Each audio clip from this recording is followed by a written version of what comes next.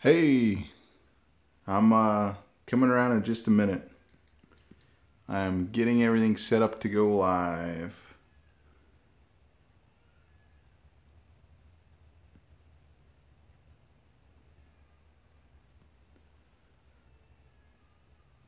Hey folks, so trying out an iPad for the first time tonight, and not really used to doing this, so I'm trying to get it set up. I'm gonna access my live video, so I'm live on my phone right now.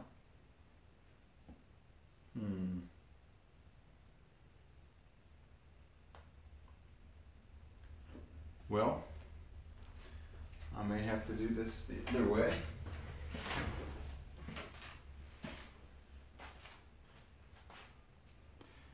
Hey guys, bear with me. I'm trying to get this thing going. So, who all do we got there right now? So I'm trying to get my wife's iPad set up so I can talk to you guys and see who's watching. And so, just bear with me for a moment while I get this chat set up. Still pretty new to this whole live thing. Hey, it's working. Hey, thanks, man. So, while I'm playing around with this thing, trying to get it going, this is second time ever using an iPad. I'm kind of technology blind sometimes. But I wanted to talk with you guys about small shop layouts. So this is not meant to be one way at all. It's meant to be a discussion. I'd love to hear your feedback on some of the fundamentals that you think are important with laying out a shop. I'd like to keep it specific to small shops, however, definitely not opposed to talking about just shop layout in general. But I am going to try to limit myself to about 20 minutes total live. Everything on wheels. Yeah, absolutely. Mobile is key. Hey brother, so Super Funky Sun God, what's your real name, man? And have we talked before? I remember seeing you out there in the subscribers, and I think we've talked back and forth a little bit on some of the comments. Well, what's your name? Man or woman? I don't know.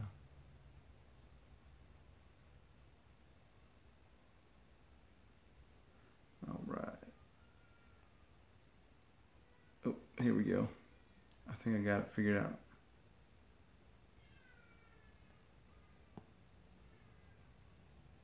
Tim. Yep. Okay. Gotcha, Tim. Okay. Whoa, okay, this is creepy. I'm gonna have to mute this.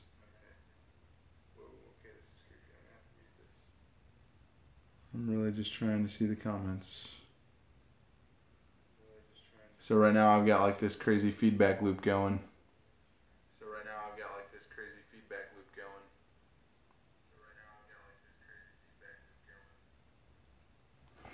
Alright. Let me see if I can just get to the captions. And mute this thing. This is not cool. Alright, so while you guys are talking out there in the chat, I know we got who else we got? So we got Tim, and who else we got watching?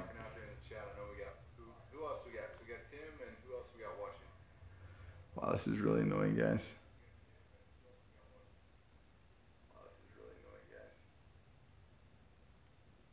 There we go. There's the live chat. Okay. Now if I can only figure out how to mute this thing, we'll be good.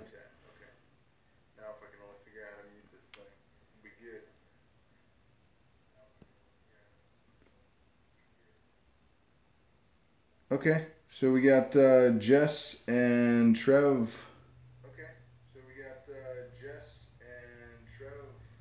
Man.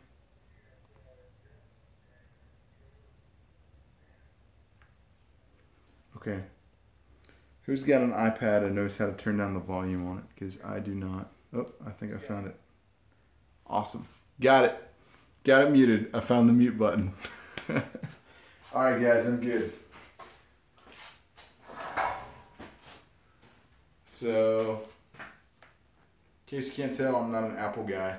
I do all my editing on an Apple computer.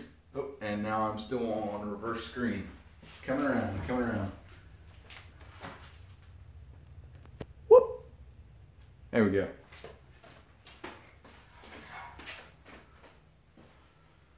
Hope you all don't mind. I am enjoying a beverage. You know, I don't condone using power tools and drinking, which I'm not, of course. We're just talking, so hanging out in the shop. So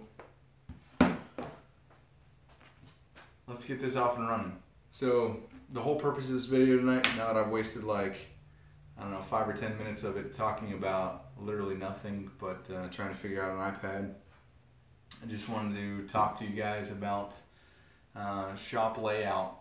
So I've made a list of 7 things that I think are very important for small shops. Oh, what's my poison? So I am drinking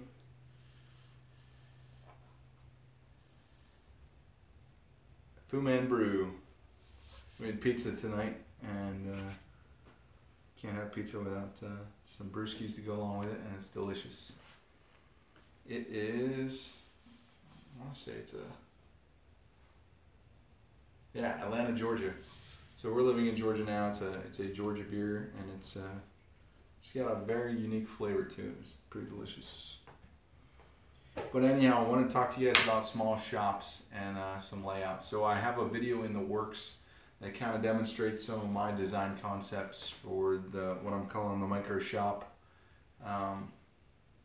I've actually got the shop, or the garage rather, a little bit more clean right now.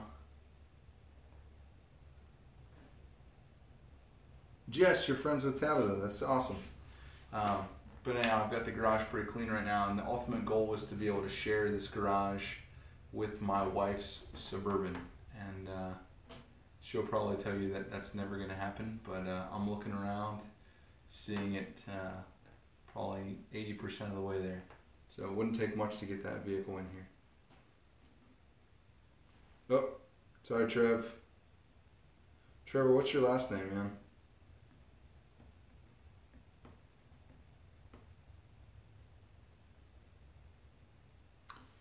But so the things, okay, cool.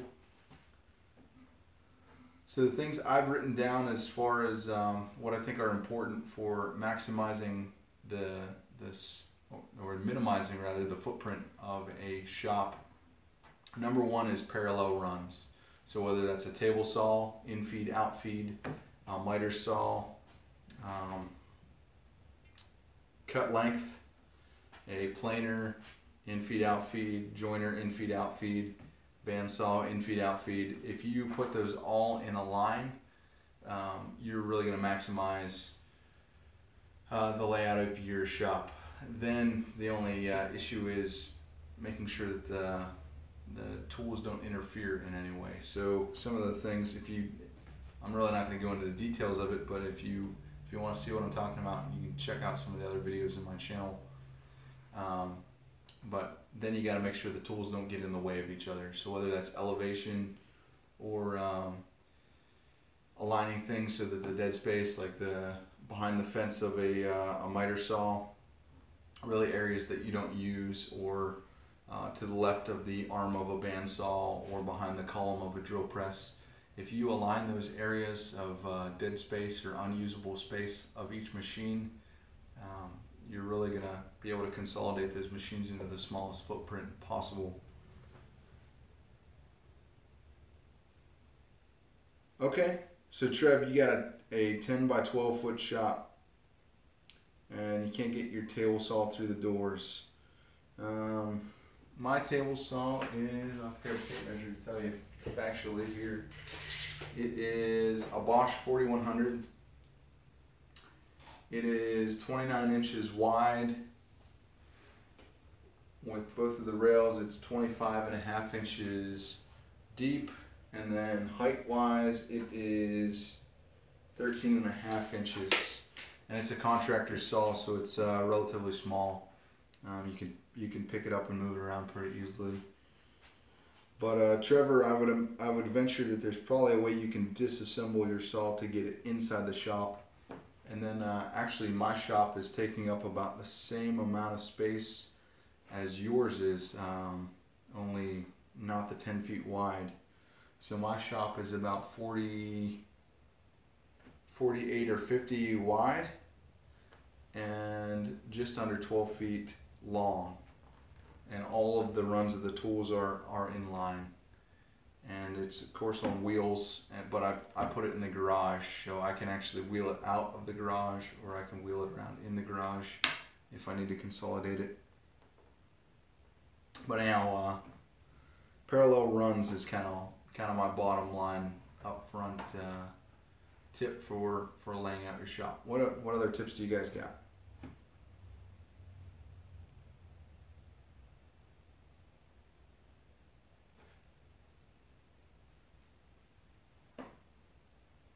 So as I'm going, feel free to throw your tips in the comments. But another one, and I think Tim already brought it up, is keeping things mobile. So whether you put your whole shop as one mobile unit, or if you build fixtures for each of your tools, for example, this tool wall, this thing is actually a cabinet is on wheels. So I can move it around the shop if I need to, like if I need to clean behind it, or if I'm working outside and I just want to take all my hand tools with me. And of course I got a lot of power tools down in the drawers inside of it. I can just wheel the whole thing outside and keep a lot of the dust out of the garage. But a lot of people do that with planers, or they'll have a cart for their table saw, or whatever machines you have. It's best to keep them on wheels. At the very least, it makes rearranging things easier, but it also allows you to kind of share that space with other things. Like if I wanted to go wheel everything back into one corner and maximize the floor space of the rest of the garage. Yeah, absolutely, Trev. Keeping them on casters, man. So good way to run power, overhead, reels, etc. So Tim, looking at your comment here, so what are some good ways to run power, overhead with reels, etc.? Any good ideas for a shop that doubles as a garage? So that's what I've got going on here. I was actually pretty lucky with this house. We bought this house a year ago, and the heat exchanger that's in the attic for our, we have a heat pump, central HVAC, and somebody replaced the heat exchanger in the attic at one point during the life of the house, and they actually left the sub panel and rewired a new one. So we had a 50 amp sub panel up there ready to go. And oh, that's a great one, yeah. So Trevor's saying change the lights to outlet adapters. One thing you want to be careful with there is just not overloading the circuit. So like I know my table saw and shop vac both have like a 15 amp peak draw. So if you start them both up at the same time, you'll trip a 15 amp breaker, or even potentially a 20 amp breaker. But take a look at so I would always recommend, if you have the ability and the financial means, to wire your own circuit for your power tools out of your breaker box, and then you want to keep that on like probably a 30 amp circuit, just so you're not competing. But and then if possible, try to keep it on a separate circuit from your lights. Like when we were in Alaska, our garage lights and the outlets that I plugged the table saw into were on the same circuit, and so like if I would be hogging away on something to the table saw, sometimes the lights and the saw would shut off, and it was kind of awkward and potentially unsafe.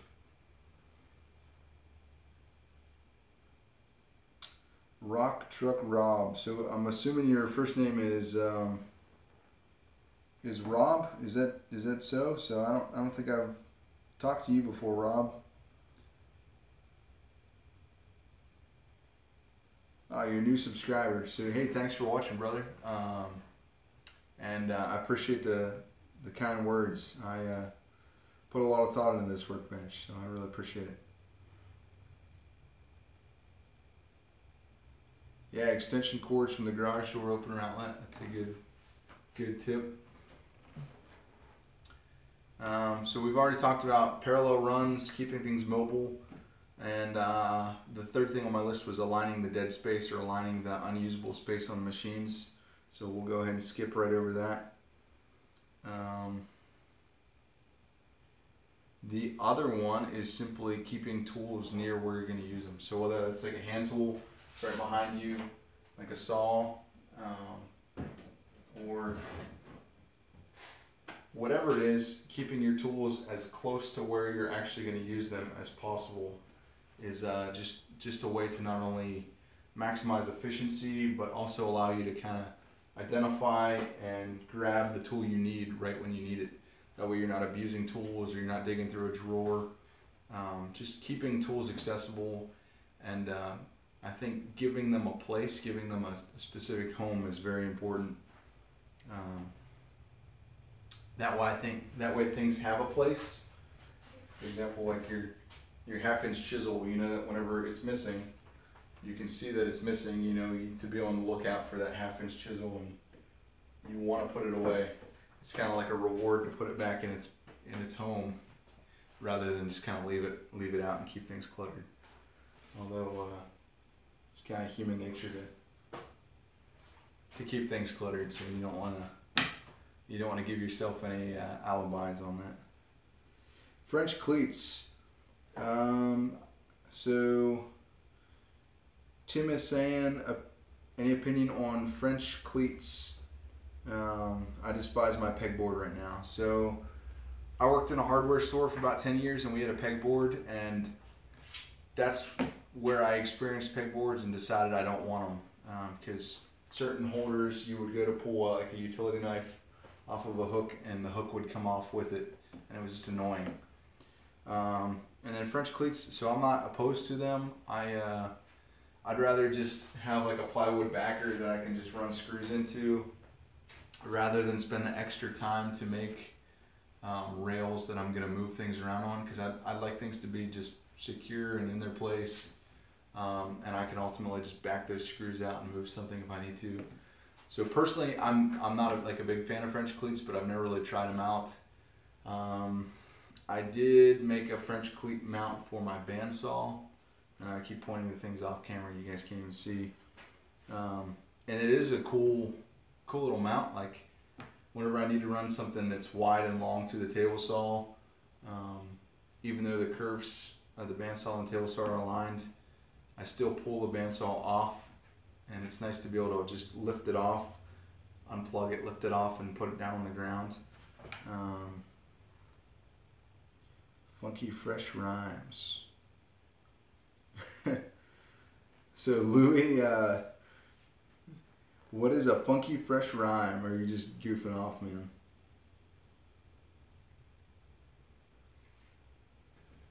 What are you planning for battery charger storage? Okay. So Tim is asking about battery charger.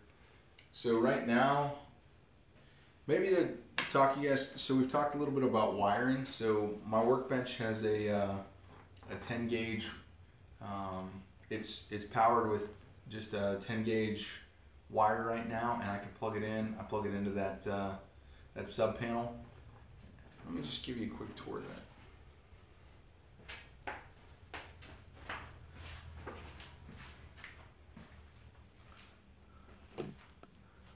So there is the, I'm gonna have to unplug this guy.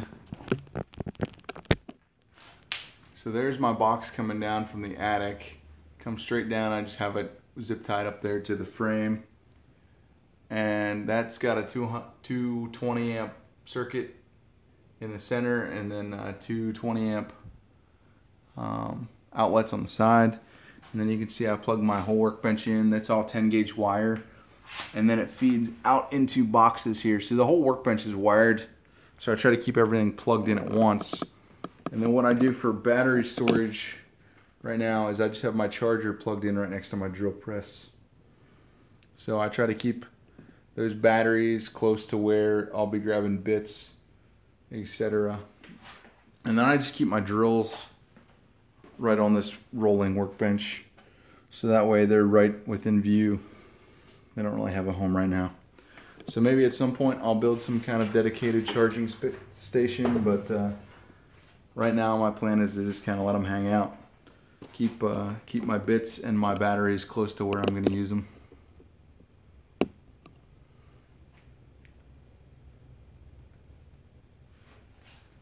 Alright, so we've talked about, just recapping, parallel runs I think are probably the most important thing. Hey dear. Hey, my wife is on right now, and she's asking me when I'm planning on coming back inside from the garage. So good question, dear. I'm on number 4 of 7 of the list, and I'm having a good time. I'm just kind of hanging out. So number 5 is a central assembly table. So yeah, Tab, don't ask that. Just let it happen. So you can't rush the magic.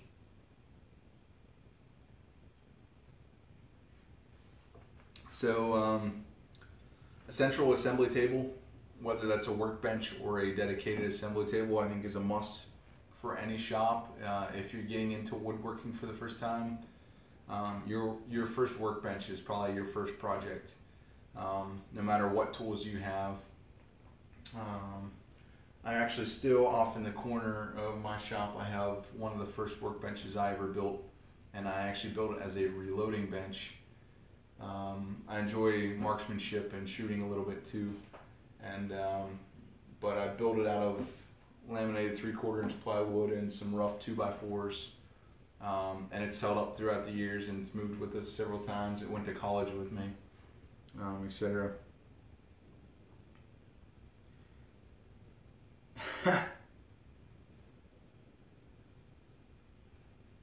But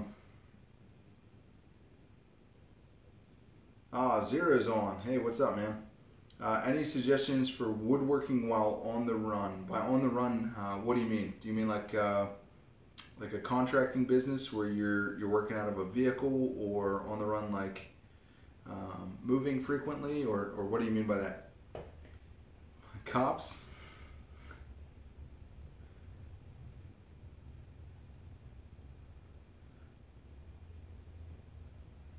Yeah, don't use power tools while running.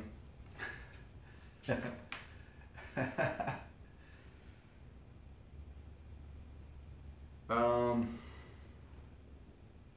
don't know how to answer your question other than I do think it's important to keep a toolkit in your vehicles. At the very least, what you're going to need to get a vehicle running again. So you mean, no, I actually don't know what you mean, Zero. Can you elaborate a little bit more? Are you talking about like working out of a vehicle, say like contracting or moving around?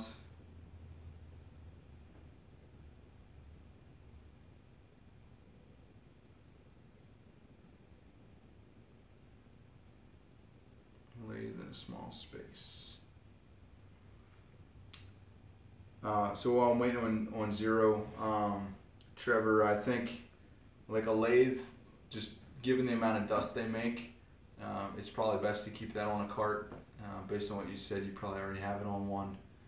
But definitely keep your lathe mobile, and I recommend using it outside where you can broom up those chips as you make them.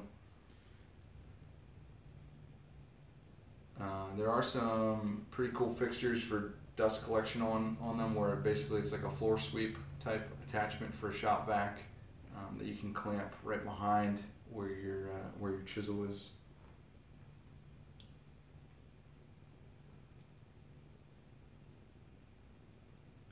So Zero, to answer your question, I'm definitely thinking hand tools, man. You're gonna want to make sure you got a good rip saw, good crosscut saw, some very sharp chisels.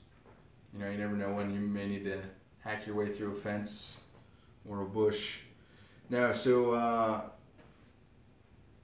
for building the mobile station, first of all, man, check out the videos. So one of the things I wanted to do, and I never planned on getting into YouTube, but one of my buddies actually recommended that if I was going to build this thing, that I should document it. So check out the videos I got where I show you how I've gone through the process, and partially that's what this video is about tonight, is talking about the things that you need to consider to minimize the footprint of your shop.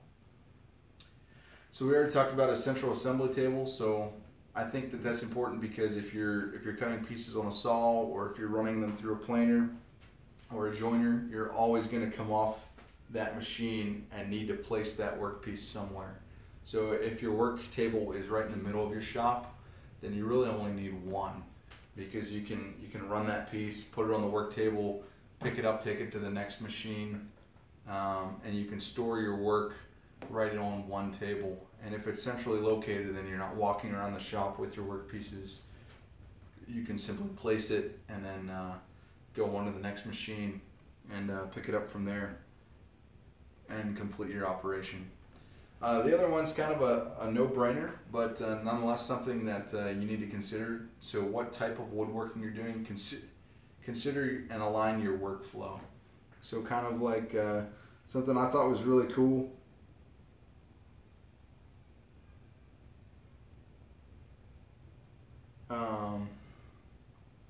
About our last kitchen, and my wife will make fun of me about this, but I think it's awesome. So it was a U-shaped kitchen, and it was really annoying to work with somebody else in it, because there was like just enough space to fit one person working away in there. But if you put two people in there, you'd constantly like run into each other. But we'd remodeled that kitchen, and I was so proud of the workflow in it, because it was like, I gotta sketch it out. So it was like pantry and food storage, and then there was a built-in cutting board, and then there was a nice counter space, and there was the stove, cooktop, oven, and then over here was the sink, and then here was the dishwasher. And so it had a nice workflow, so you could get like, oh, the refrigerator was here too. So it was like pantry and refrigerator, food prep, food cooking, food cleaning, clean up, and then you put everything away. So it had like this beautiful workflow to it, and it was like perfectly engineered efficiency. And you can't even see that drawing, so I'm sorry I even sketched that for you. Here's my crappy drawing.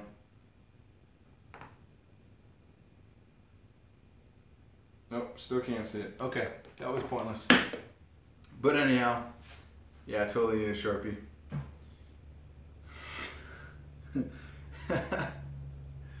Kitchen tour, yeah, it'd be all about it. I just did a kitchen project today, actually.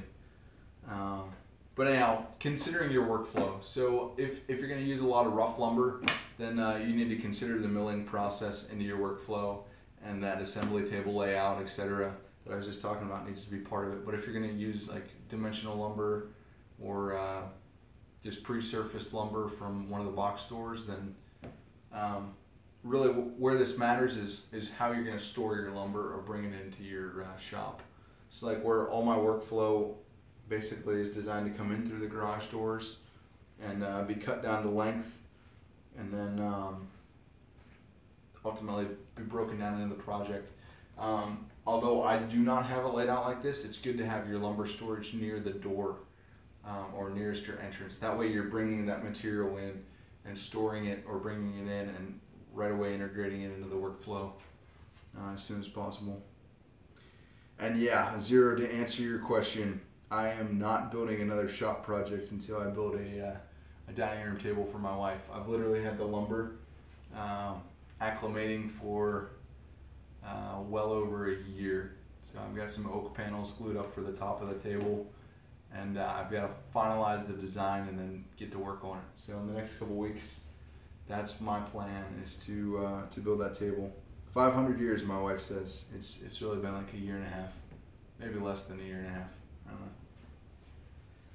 Okay, So the last and final, the seventh tip that I've written down for tonight, and when I was, 2 years, my wife's correcting my math here, so it's been 2 years that this dining table's been in the works. So 2 years, that's my next project.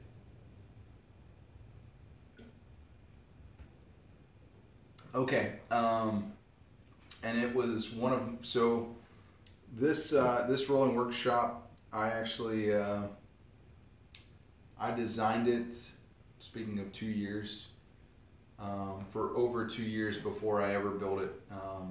We were in Alaska and I was working out of that garage, and after kind of leaving my dad's shop and going to college and everything, I've always kind of dreamed about my shop on the move. And so the design was something that I literally played around with on paper and thought about, like, hey, if I put my table saw here, what's the best way to maximize what I can cut through it? Oh, if I put, the miter saw here, it's going to interfere when I try to cross cut a sheet of plywood, etc. So I put an awful lot of planning into this thing and picked a lot of, so there's a lot of other mobile all-in-one shop kind of things out there. And every time I'd look at one of them, I'd see, like, well, the miter saw's in the way, you'd have to completely remove it. Or why on earth would you, have this fancy thing where you lift a tool out of the table, but then you got to put it away before you can use another machine. So my last and final rule is, whenever possible, try not to block other tools from being used with one tool. So that was one of my key things that I wasn't willing to compromise when laying out this shop, because it's pretty frequent that I will cut something to length on the chop saw or the miter saw and immediately go over and run it through the jointer and then rip it on the table saw and then go over to the bandsaw and cut like a little piece off of it or whatever. And it's really annoying to have to set up each one of those machines or to move one of those machines completely back into storage to use another one. So if at all possible, try to align your machine so that you're not limiting yourself from using another machine while using a different machine. And same thing goes along with like dust collection, etc. So to answer some of the questions,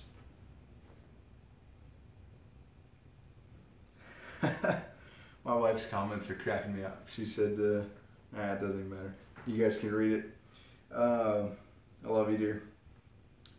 Do I mess with SketchUp? So, yes. To answer your question, Tim, I do mess with SketchUp. I actually designed this workbench on SketchUp. That was kind of my first learning experience with SketchUp. I'm not very good with it, but I could play around with it enough to get what I need done. And if any of you are interested in my SketchUp model, I can send it to you. It's a little bit tedious for me to do. So if you email me one-on-one, I will do that. Maybe at some point in the future, if I have a website operational, I'll put it up there and it'll just be there for whoever to access. Where is the safety gear? It's not on the mobile station. So right now I keep safety glasses and ear protection as close to where I'm going to use it as possible. So I'll keep a set of Ear Pro right on the miter saw, right on the table saw, etc. So, and of course it falls down.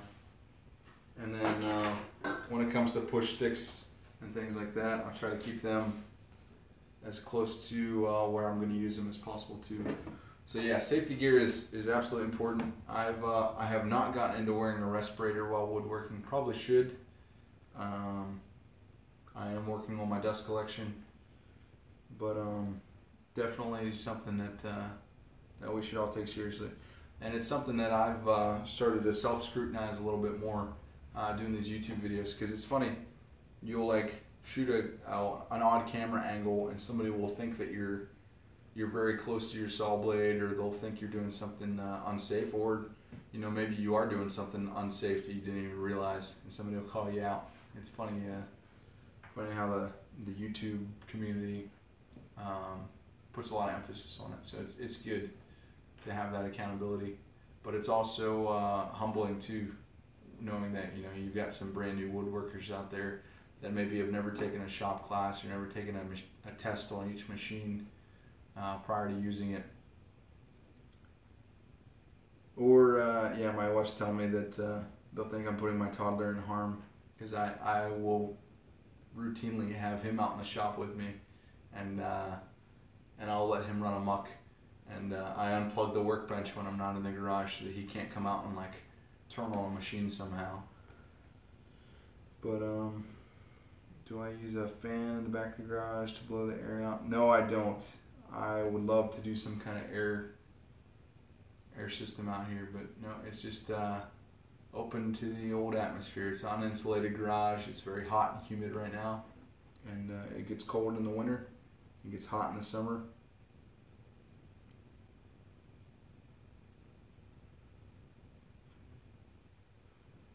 Oh, Trevor, so when you wear a respirator, so have you tried anti-fog on your glasses, or what about a full mask? So if you're wearing a dust mask, you have a full face shield for your lathe. I think that's probably a good investment for you if you're using a lathe, just because some of those full face shields, I think, give you the freedom to kind of have that airflow around your face. Oh, nice.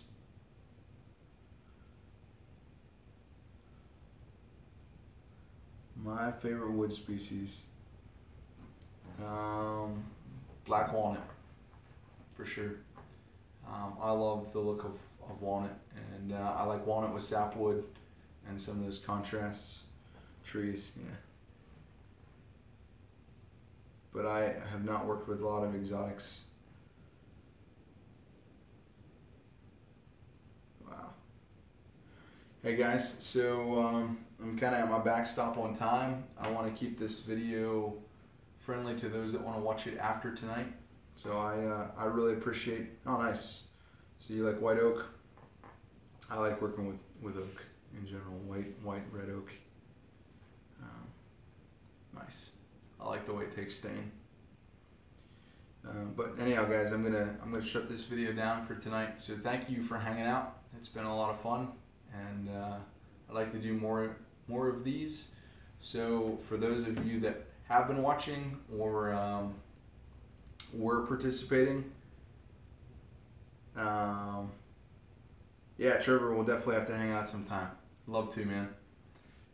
Please, so I don't think YouTube captures these comments. So if you have something that you think is relevant to those that haven't watched this video, or you want to add to the discussion, record your comment below.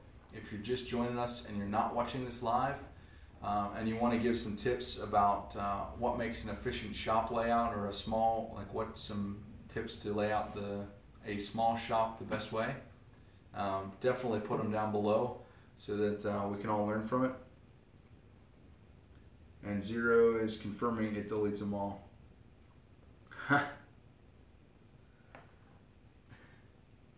And Trevor, definitely you should bring Jess down and we'll hang out. So looking forward to it. And guys, thanks for watching, and I'll see you next time. And now I'm going to awkwardly run around and turn off my camera. Alright, this is for real. See y'all.